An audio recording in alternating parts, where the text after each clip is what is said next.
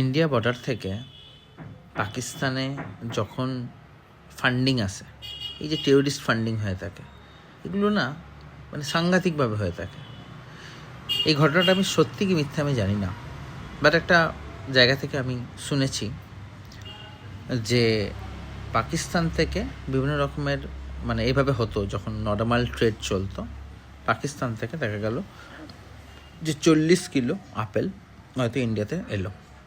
সেই 40 কিলো আপেলের মধ্যে এখানকার যে পারচেজার সে হয়তো 20 কিলো আপেলের দাম ওদেরকে দিল, আর নিল কিন্তু 40 কিলো, বাকি 20 কিলোর দাম কিন্তু দিল না।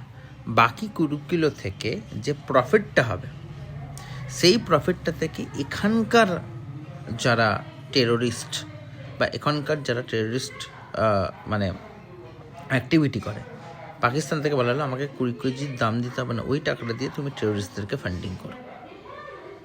ব্যাপারটা বোঝা গেল তো? এই ওয়েতে চালায়। এবং বিভিন্ন রকমের যে প্যারালাল ইকোনমির কনসেপ্টটা খুব সাংঘাতিক। প্যারালাল ইকোনমি থেকে অনেক কোম্পানি ফ্রিতে পাবে, free call, free internet, free ride, free free free.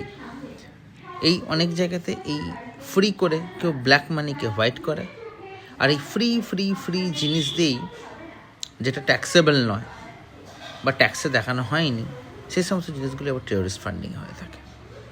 একটা করে টেরোরিস্টরা, আর একটা করে সমাজের যারা হোয়াইট কলারওয়ালা লোক। যদি আমি আজকে হোয়াইট কলারই পড়েছি, কিন্তু সেই কলার তো নেই ভাই, আমি গরিব ইনসান আছি।